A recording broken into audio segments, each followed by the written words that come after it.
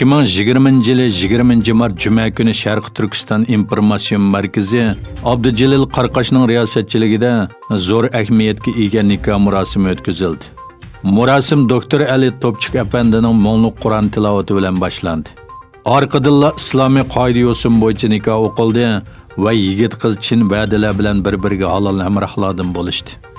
Reis Abdücelil Qarqash apandi 2 yoshning islomiy qoidaga uyg'un holda rasmiy er-xotin bo'lganligini qalbidan tabrikladi.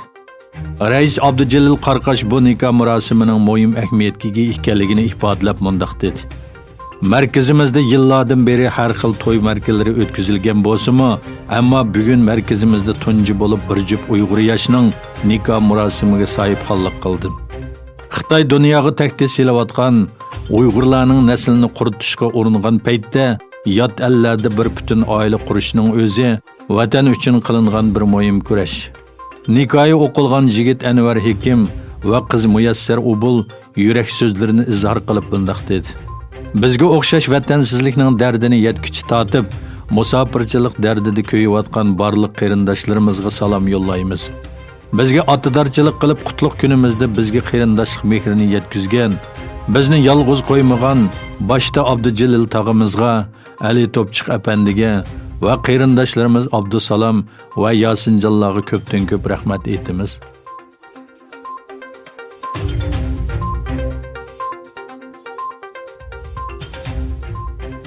Xitoy ishg'oli ostidagi Sharqi Turkistonda Uyg'urlarga qartilgan assimilyatsiya va irqiy qirg'inchilik siyosati Xitoyning Wuhan shahrida o'ttirg'i chiqqan vaboning ta'siriga qaramasdan davomlashmoqda. Yerlik taratqularning xabarlariga asoslanganda, Xitoy ommaviy taratqularda tarqalgan sin ko'rinishlarda Sharqi Turkistondagi bir masjidning to'xokatiga aylanganligi ko'rsatilgan. Angliya muhofizat gazeti o'tgan yili 5-oydagi bir xabarida Xitoy doiralarining Sharqi Turkistonda orasida necha yuz yillik qadimiy masjid va mozorlarni bor bo'lgan 33 diniy o'rinni tamoman yoki qisman buzib o'tganligini o'ttirg'i qo'ygan edi.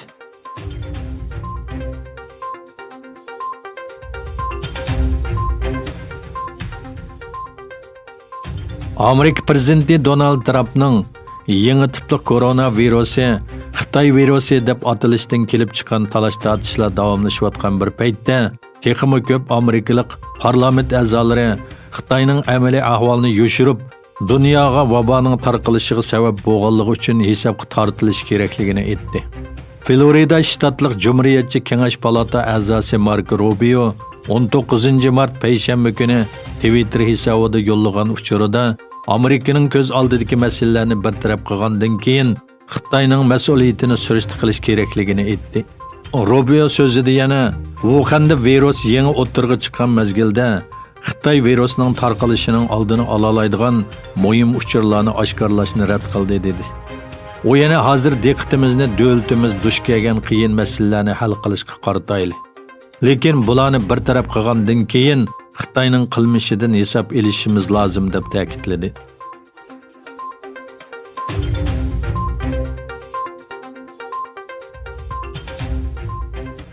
Xitoy virusi dunyoda tez suratda tarqalmoqda. Turkiya Səhiyyə ministri Fakhriddin Koja Wuhan virusi sababli Turkiyada vafot bo'lganlar sonining 21 bo'lganligini bildirdi.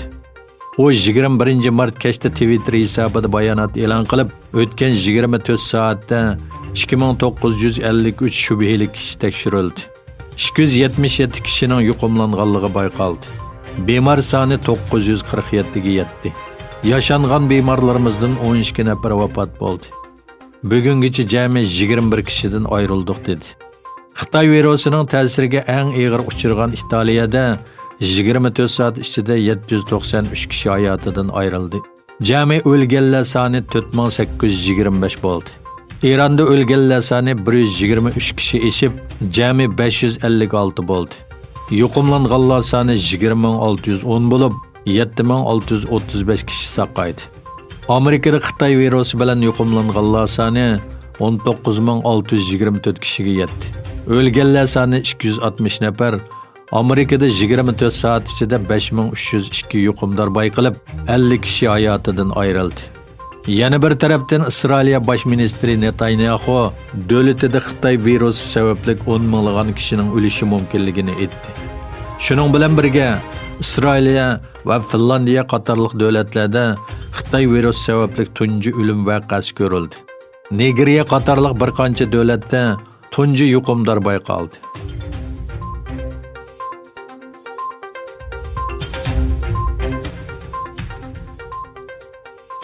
IHS Market nomli xalqaroliq tadqiqot o'rnining mo'ljallashicha, Xitoyda o'tirg'i chiqqan Wuhan virusi vabosi sababli Yevropa, Shimoliy Amerika va Latin Amerikasidagi avtomobil fabrikasining taqilishi bilan avtomobil ishlab chiqarishi 1 million 400 ming dona oziyishi mumkin. Mazkur organ e'lon qilgan bayonotda Xitoy virusi sababli Yevropa, Amerika va Janubiy Amerikadagi nurg'unlagan avtomobil ishlab chiqarish shirkatlarining ishlab chiqarish markazlarini vaqtliq taqaganligi va ishlab chiqarishni to'xtatganligi tilga ilingan.